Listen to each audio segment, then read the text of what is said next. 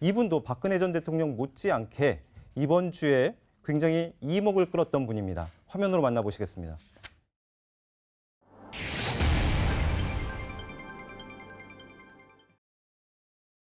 짧지 않았던 2년 동안 정말 가혹했던 고통이 있었지만 새로운 세상을 드디어 만나게 됐습니다. 여러분께 감사를 드립니다.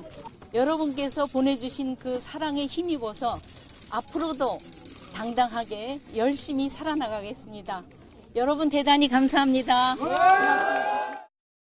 네, 한명숙 전 총리 불법 정치 자금을 수수한 혐의로 이제 징역 2년을 그렇죠. 이제 살고 이제 나왔는데, 그런데 민주당에서는 계속해서 이 옥살이가 너무나 억울하다, 억울한 옥살이였다 이렇게 주장을 하고 있습니다. 추미애 민주당 대표입니다.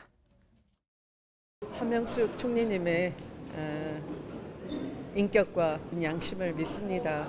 그분이 진실을 말했음에도 불구하고 기소도 잘못되었고 또 재판도 잘못되었습니다. 그런 것이 이제 사법 개혁이 필요한 얼만큼 필요한지를 말하는 것이죠. 저는 저 발언을 듣고 제 귀를 의심했었는데 이게 보면 기소도 잘못됐고 네. 재판도 잘못됐다라고 얘기를 하고 있거든요. 심지어 솔직히, 판사 출신인 대표가. 저는요 이해가 안 되는 게 저분에게 개인적으로 한명숙 총리 억울하다고 믿는 거는 개인적 자유입니다. 네. 그렇지만 이게 집권당의 대표로서 뭔가 이게 검찰과 법원이 다 적폐 세력이다. 이거는 이게 정말 법치주의를 정면적으로 이게 부정하는 거예요. 왜냐하면 이게 제가 알기로 그때 뇌물 3억 있잖아요. 네. 이거는 이게 대법관의 전원일치로 아마 유죄가 됐고요. 네. 나머지도 이게 8대5로 인정이 된 거예요. 그렇죠. 근데 예를 들어 그런 판결을 비판하려면 뭔가 이게 어떤 증거나 뭔가 이게 논리나 법을 가지고 이게 구체적으로 비판하는 건 좋은데 그러게 밑도 끝도 없이 무조건 적폐 세력이니까 전부 이게 잘못됐다. 이거는 이게 정말 저는 이게 집권당 대표로서 잘못된 이게 비판이다 이렇게 봅니다. 네. 그러니까 지금 보면 3억 원을 준 부분, 그러니까 한만호 전 회장이 한명숙 전 대표의 여동생, 일면식도 없는 여동생에게 수표를 줘서 전세 자금으로 쓴 부분에 대해서는 대법관 13명이 모두 유죄 판결을 내렸단 말이에요. 그런데도 지금 이게 잘못된 판결이라는 겁니까? 그러니까 이제 본인들 주장은 뭐 비서가 줬다라고 이야기를 하는데 비서가 무슨 권한이 있어서 1억이나 되는 돈을 그 동생한테 줬겠습니까? 그러니까 물론 뭐 여러 가지 억울한 점이 있겠죠. 저 뭐 취재하면서 보면 구치소나 교도소 가보면 그 들어가 있는 분은 자기 죄 인정하는 분 거의 별로 없습니다. 다 억울하다고 이야기를 하죠. 그렇지만 재판부가 1심, 2심, 3심이 있으면서 결국엔 증거에 따른 재판을 하는 거 아니겠습니까? 더군다나 한명숙 전 총리의 재판은 대법관 전원 재판을 했습니다. 네. 그만큼 중요하다는 것이겠죠. 상당히 오래 그냥 끌었어요. 그래서 전원 재판에서 결정을 내린 겁니다. 즉 13명의 우리나라에 정말 어떤 면에서 보면 가장 법관들 중에서는 최고의 법관이라고 13분이 다 인정을 한 부분입니다. 자, 그렇게 해서 문제는 이제 그것에 대해서 물론 불만을 가질 수가 있고 또 뭐 항변할 수가 있겠죠. 네. 그렇지만 지금 이제 방금 들었다시피 추미애 대표의 저 논리가 상당히 문제가 있다고 봅니다. 자, 한명숙 총리에 대해서 기소도 재판이 잘못됐기 때문에 사법개혁을 해야 된다는 논리로 이어집니다. 네. 자, 그러면 이 사법개혁은 누가 하겠습니까? 지금 김명수 대법원장 후보자가 사법개혁을 해야 되는데 바로 이런 문제를 척결하게 사법개혁을 한다고 한다면 자, 우리 편은 잘못된 것들이 없는데 왜 당신들이 그렇게 했느냐. 이렇게 재판을 한 사람들에 대해서 좀 개혁을 한다는 게 뭐겠습니까? 결국 인적 청산이잖아요. 그러면 지금 이분들 판결을 내린 재판관들이 다 지금 현직에 계신 거예요. 네. 자, 그럼 그걸로 앞으로 하겠다는 뜻으로 저는 이해가 되거든요. 자, 그렇다면 지금 여당과 청와대에서 하는 사법개혁의 내용이 결국은 우리 편한테 잘못된 판단을 내린 사람들을 다 쳐내겠다는 것인가 라고 확대 해석할 수도 있는 부분입니다. 자, 그러면 이걸 과연 얼마만큼 국민들이 공감을 하겠습니까? 어제 내린 재판에 대해서는 박수를 치면서 네. 한명숙 전 총리에 대해서는 이거는 잘못됐다고 이야기하면 그러면 우리 편한테 잘못된 재판을 내는 사람들은 잘못되어 있고 남의 편은 잘못됐다. 그러면 박근혜 전 대통령도 이 문재인 정부에서 내린 대법원의 판결은 수용하지 않겠다고 한다면 그건 여당이 어떻게 이야기할 것인가요?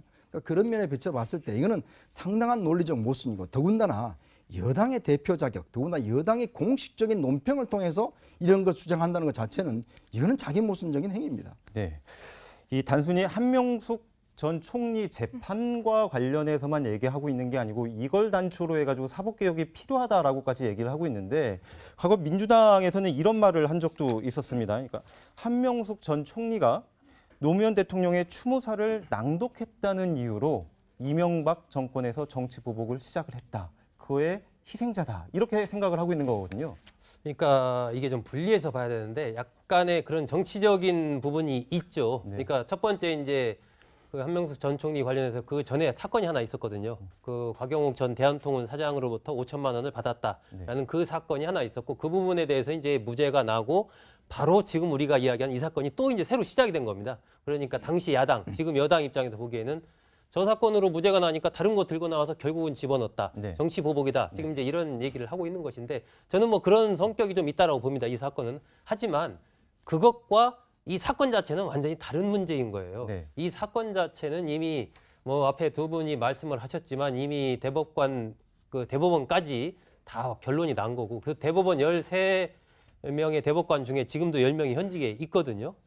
있고 그 당시 이제 최종적으로 징역 2년형에 추징금 8억 8천만 원이 나왔습니다. 네. 그 들었던 근거가 세 가지인데 첫 번째는 한명숙 전 총리의 여동생이 그 전 건설회사 대표, 그 한만호 대표로부터 받은 1억 원의 그 수표를 자신의 전세 자금에 사용했다라는 게 하나가 있고 두 번째는 2억 원을 돌려줬어요.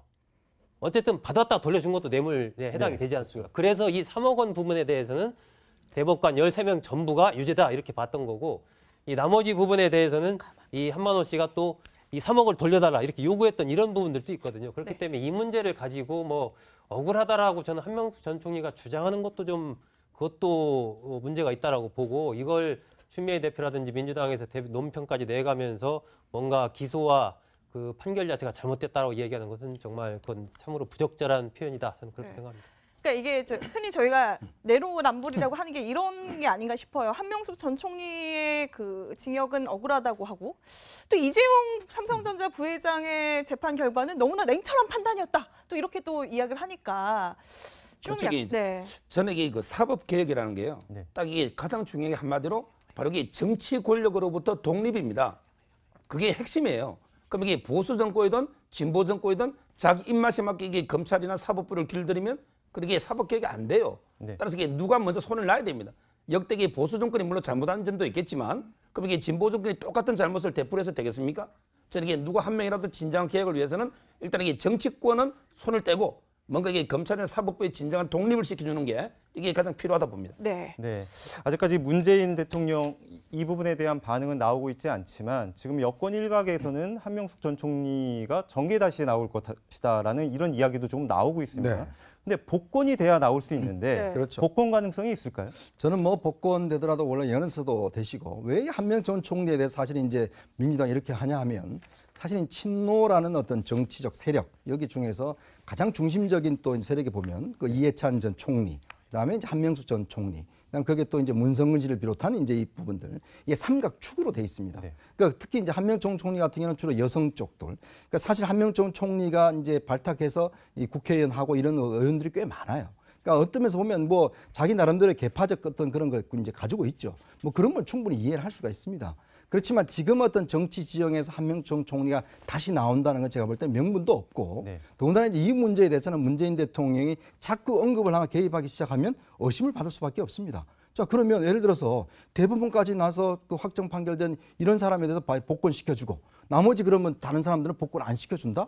그럼 다 시켜줘야죠. 지금 뭐 보니까 또 통진당 저번에 했던 의원들도 지금 뭐 이야기 나오고 있거든요. 자 그런 면에서 비춰본다면 이 앞으로의 복권이나 사면의 어떤 권한 자체가 굉장히 엄격하게 저는 적용이 돼야 된다. 네. 그러면서 본다면 더군다나 정치인 같은 경우는 저는 더 엄격하게 적용돼야 된다고 봅니다. 네, 잠깐 언급을 하셨지만 한명숙 전 총리가 억울하게 옥살이를 했다고 주장한 그날 옛 통진당 의원들도요. 우리도 억울하다. 우리도 억울하게 의원직 박탈당했다라고 주장을 했습니다. 들어보시죠. 이제 광풍 시대가 어느 정도 간 듯합니다. 대법원이 이러한 문제들을 잘 살펴서 사법 정의를 올바로 돌려놓는 것 이것이 또 사법 개혁의 중요한 한 출발이 되지 않을까 하는. 이런 시기라면 지금까지 대법원까지 가가지고 확정 판결된 사건 자체에 대한 신뢰성 자체도 이제 문제를 삼고 넘어가는 일들이 많이 생길 것 같거든요.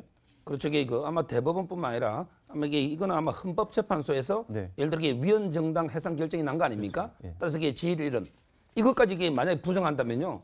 그럼 이게 박 대통령이 헌법재판소에서 이게 8대 0으로 탄핵을 당했어요. 네. 그럼 이게 이것도 부정할 수 있습니까? 저는 이게 이런 식으로 이게 그 헌재나 대법원에게 판결을 부정하는 거는요, 정말 이게 그 법정 외국에 가면 이게 법정 모욕이에요. 따라서 이게 저는 정말 이게 법치주의라는 거는 최후의 보루가 이게 대법원 헌재입니다. 양대 기둥입니다. 이 부분에 이게 정말 중립적으로 잘 운영하고 누구나 이게 승복하는 이런 자세가 이게 필요하다 봅니다. 네. 네.